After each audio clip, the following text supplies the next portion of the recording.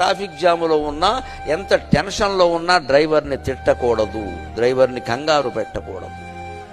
కొంపలు అంటుకుపోతే వాడు ఏం సార్ అని ఇలా తిప్పాడంటే మొత్తం ఫ్యామిలీ గోవిందా. ఎంత టెన్షన్లో ఉన్నా డ్రైవర్ని ఒక్క మాట అనకూడదు. మనం తినేటప్పుడు వాడిని కూడా తిన్నావా అని అడగాలి.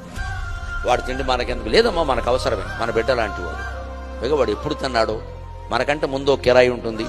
బొంబాయిలో విపరీతమైన దూరం మేము చూస్తున్నాం.